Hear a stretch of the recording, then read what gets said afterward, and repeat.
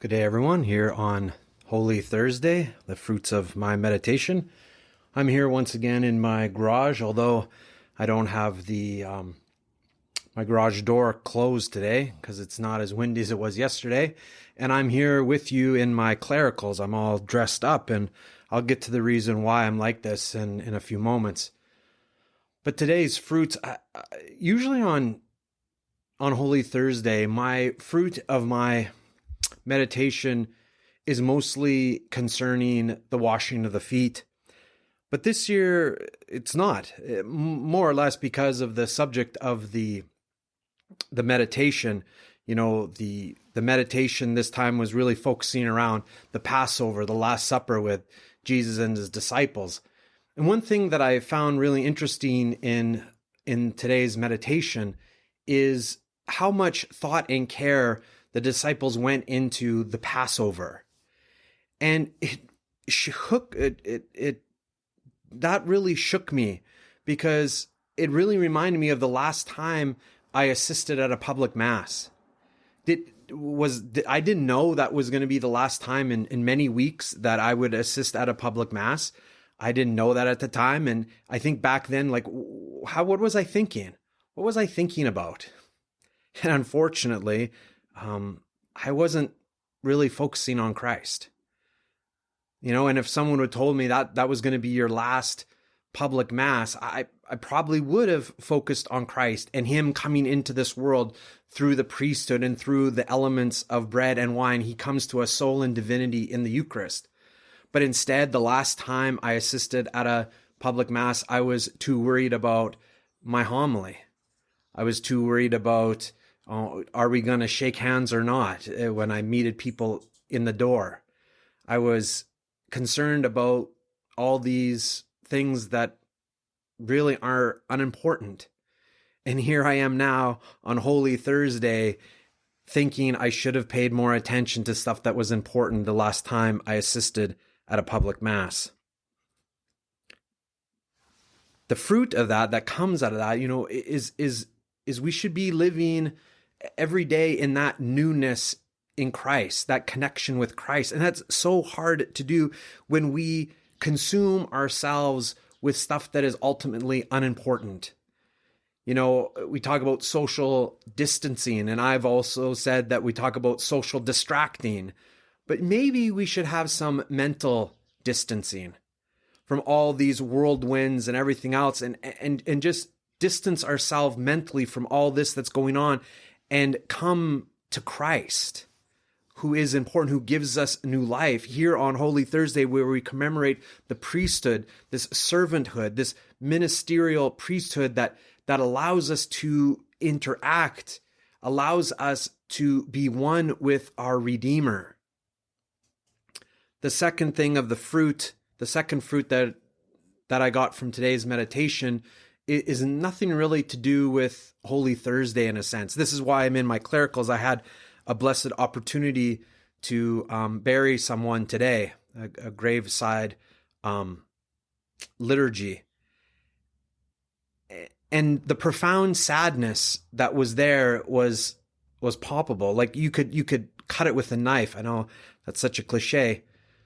But there was a sadness there, not only from the death, which was a young lady, 55 years old, but because of this social distancing, there was only allowed to have 9 people there. We hear the government and we hear all these people talking about we should only go out if it's essential. Today, I can say honestly, what was essential for this husband was community, was people to be around him.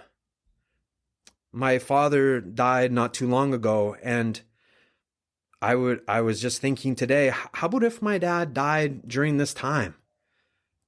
What a double sadness. I couldn't imagine that. I couldn't imagine, in a sense, not allowing the whole community to grieve with me, and in one way, in one profound way, to allow the community to hold me up through Christ.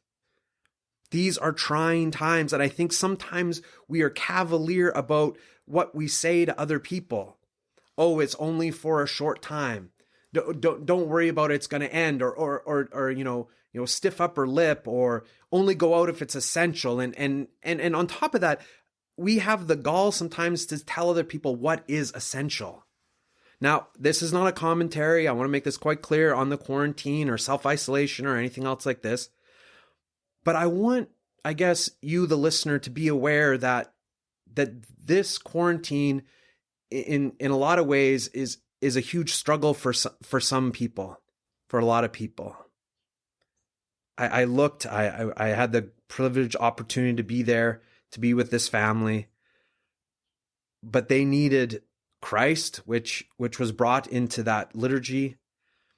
And they also needed people. They needed the hands and feet of Christ to be with them, to uphold them, to allow them to cry and grieve in this very sad time. So, as I mentioned before, the virtue of this month is love of neighbor.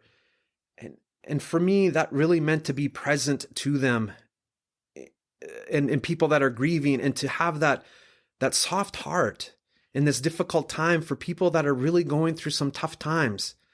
I'm not even thinking about only this family who lost their mother and their wife and their daughter, but also people that I see around that are struggling with addictions, struggling with domestic upheaval because of self-isolation, because of this quarantine. There is undue effects over and above this COVID-19 that sometimes we forget, and love our neighbor is to be there for our neighbor in a loving and supportive way. So today it is a heavy heart that it is Holy Thursday, start of the Triduum, and for myself and for probably a lot of you here, if not all of you, we will not experience a public liturgical celebration.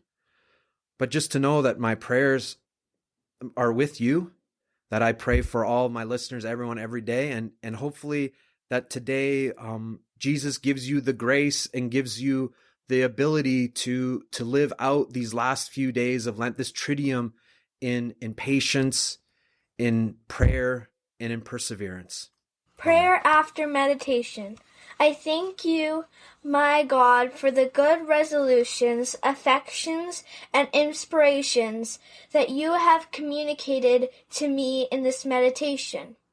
I beg your help in putting them into effect.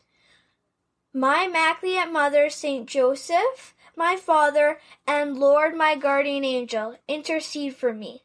Amen.